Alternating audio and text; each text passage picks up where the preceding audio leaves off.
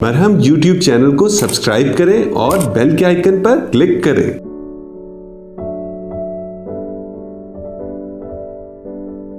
Urinary incontinence पे बात करने वाले हैं। यूरिनरी इनकॉन्टिनेंस सबसे पहले आपको ये जानना होगा कि क्या है। इसमें यह है कि यूरिनेशन आपको कंट्रोल नहीं होता, लाइक कि आपको हर थोड़ी देर बाद यूरिनेशन पास करने का एक अर्ज होता है और समटाइम आपसे कंट्रोल नहीं हो पाता। जो इसकी मेन काइंड है, वैसे तो इसकी बहुत सी काइंड्स हैं। ओवरफ्लो, इंजरी के अगेंस्ट आपका यूरिनेशन जो है इरेगुलर हो जाता है, लेकिन जो इसकी सबसे मेन और कॉमन कॉज जो आजकल सोसाइटी में है वो है stress incontinence. Stress incontinence means कि आपके जो मसल्स और बोन्स का जो स्ट्रेस है वो आपके ब्लैडर पे इस कदर ज़्यादा होता है कि आपको जो है वो यूरिन होल्ड रखना बहुत मुश्किल हो जाता है।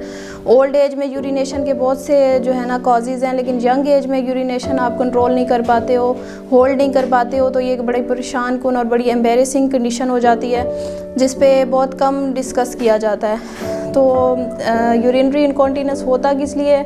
जो हमारा ब्लैडर है ये फील्ड होता है। जब भी इसमें यूरिन फील्ड होता है तो हमारी जो डिट्रोजल मसल्स हैं, जो इसकी जो ब्लैडर की जो वॉल है उसके जो मसल्स हैं वो सिग्नल पास करते हैं हमारे ब्रेन को थ्रू सैक्रल नर्व्स कि अब हमने यूरिनेशन करना है। तो जब आपकी वो मसल वीकनेस आ जाती है सवेयर किस्म की कि आपकी वो सिग्नल्स पास नहीं होते उस नर्व से, तो फिर आपको जो है ना यूरिनरी इनकॉन्टिनेंस की शिकायत आती है। लाइक आप होल्ड नहीं रख पाते हो, आपको time to time urination uncontrolled urination होता है।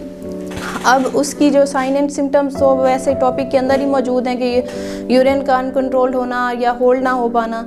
अब इसकी जो कॉमन पॉपुलेशन है जिसमें ये आजकल आ रहा है वो है प्रेगनेंसी में, क्योंकि यूट्रस इनलार्ज होता है और फिर ब्लैडर पे बहुत ज़्यादा प्रेशर पड़ रहा होता है, तो ब्लैडर की जो कंट्रोल सिस्टम डिस्टर्ब हुआ होता है। और जो मस्कुलर वीकनेस है जनरलाइज, जो पेल्विक फ्लोर में हमारे मसल्स बढ़े हुए हैं, जितने भी अंडरलाइंग मसल्स हैं वो सब वीक हो जाते हैं। जाहिर है वो जो जिन मसल्स ने ब्लैडर को होल्ड करके रखा हुआ है, जो उसकी कॉन्ट्रैक्टिलिटी और रिलैक्सेशन के जो रिस्पॉन्सिबल मसल्स हैं वो फिर वीक हो जाएंगे, तो आपको फिर यूरिनेशन में जो है ना प्रॉब्लम आएगी।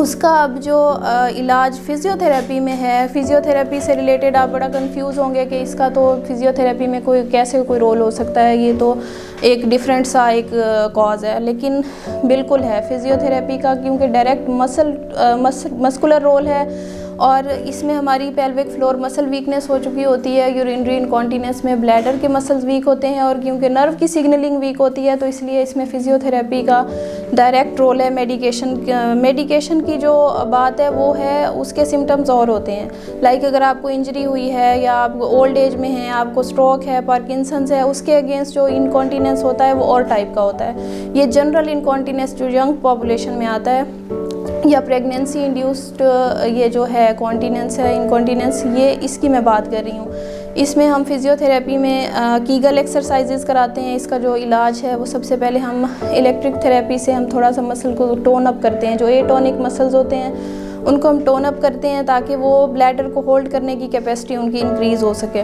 और इसके अलावा हम नर्व स्टिमुलेशन देते हैं ताकि हम उसकी नर्व की ब्रेन टू ब्लैडर सिग्नलिंग को जो है ना बेटर कर सकें। इसके अलावा हम जो मैनुअल साइड पे करते हैं वो है कीगल एक्सरसाइजेज। उसमें हम डिफरेंट काइंड की, मैं नेक्स्ट वीडियो में उसका प्रोसीजर भी आपको शो करूँगी, उसमें हम डिफरेंट काइंड की एक्सरसाइजेज हम मैनुअली कराते हैं पेशेंट को। होल्ड रिलैक्स एक्सरसाइजेज होती हैं उसमें ब्रीचिंग हो गई, SLR हो गया, डिफरेंट काइंड की एक्सरसाइजेस करा के हम पेल्विक फ्लोर मसल्स को इनफ स्ट्रेंथनिंग दे देते हैं कि वो फिर हमारे ब्लैडर को कंट्रोल कर सके, हमारे ब्लैडर को होल्ड कर सके, कि हमें फिर कंट्रोल्ड रहे अपने यूरिनेशन पे, अनकंट्रोल्ड यूरिनेशन ना हो। तो थैंक यू सो मच। हम YouTube चैनल को सब्सक्राइब करें और बेल के आइकन पर क्लिक करें। अभी मरहम ऐप डाउनलोड करें और किसी भी मसले के लिए 2000 से ज्यादा स्पेशलिस्ट डॉक्टर से ऑनलाइन ऑडियो या वीडियो कॉल के जरिए बात करें।